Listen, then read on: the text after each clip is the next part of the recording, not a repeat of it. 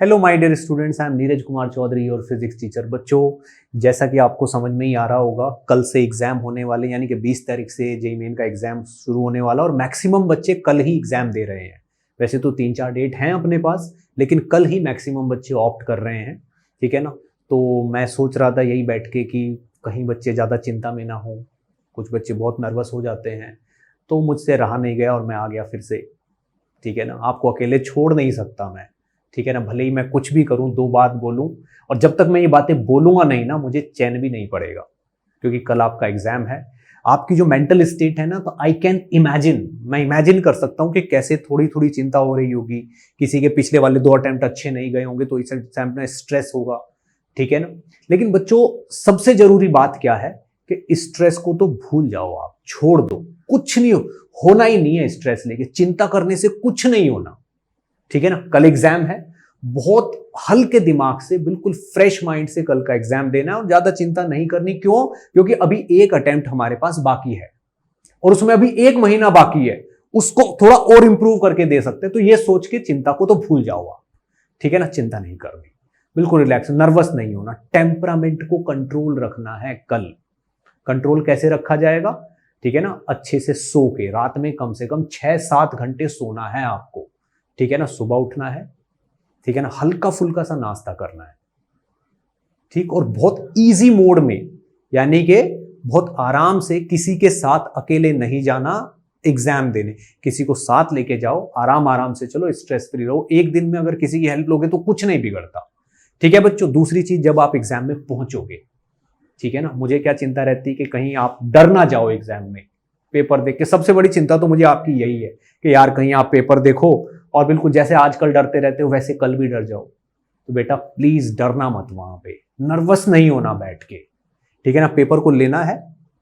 ठीक है ना, बड़े आराम से, आपको पता है 80-90 क्वेश्चन होंगे तीनों सब्जेक्ट के। ठीक है ना, आपने 10-12 मिनट पहले डिसाइड कर रखे हैं कि मैं 10-12 मिनट तक तो सारे पेपर के क्वेश्चन पढ़ूंगा। तो आपको जो 4-5 खाली शीट्स मिलती है ना, व्हाइट पेपर्स मिलते हैं वहां पे, उनमें से पेन लेना और पेपर लेना और क्वेश्चन पढ़ना शुरू करना। क्वेश्चन नंबर 1 पढ़ लिया, 2 पढ़ लिया, 3 पढ़ लिया, थोड़ा जल्दी जल्दी, फास्ट फास्ट। उसी टाइम लिखते चले जाना क्वेश्चन नंबर 3, 4, 7, 9, 10, 13, ऐसे लिखना है। वो क्वेश्चंस लिखने हैं आपको जो आप बिल्कुल आसानी से कर सकते हो। तो आप क्वेश्चन पढ़ते भी जा रहे हो और वहां पे लिखते भी जा रहे हो कि ये करना। कुछ क्वेश्चन के आंसर आपको पढ़ते पढ़ते ही पता चल जाएंगे, अच्छा इसका आंसर ये आ सकता है, ये आ सकता है, तैयारी अच्छी है तो ऐसा नहीं है कि ये स्टार्टिंग के 10-12 मिनट का रिव्यू वाला टाइम आपका वेस्ट है। ये बहुत प्रोडक्टिव टाइम है। अब ये पूरा जो आपने लगा दिया 10-12 मिनट और 70-80-90 क्वेश्चन पढ़ लिया आपने तीनों सब्जेक्ट के, अब आपको आइडिया लग जाएगा कि इस बार फिजिक्स आसान आई है या मैथ आसान आया है या केमिस्ट्री आसान आई, और जो भी सबसे आसान लग रहा हो आपको तीनों में से, उसी को शुरू कर दो, सबसे पहले उसी को अटेम्प्ट कर लो। तो इस बात की चिंता नहीं करनी है कि कौन सा सब्जेक्ट जाके पहले चूज करना है। कंफ्यूज मत रहो, कल ही देखेंगे सुबह सारे पेपर पढ़ने के बाद, 10 क्वेश्चन पढ़ने के बाद 10 मिनट बाद जो अच्छा लगेगा उसको शुरू कर देंगे हम, फिर जो सेकंड टाइप पे अच्छा होगा उसको शुरू कर देंगे। तो एक टेंशन तो यही खत्म हो गई। ठीक है ना। अब जब सॉल्व करना शुरू करोगे जिस भी आसान को, उसके उसके नंबर तो क्वेश्चन तो लिखे रखे हैं ना आपने, उनको साथ साथ में कट भी करते जाना कि ये कर लिया, ये कर लिया, ये कर लिया। और पहले जितने आसान आसान क्वेश्चन है ना उनको कर लेना, फिर टफ करना। ठीक है ना।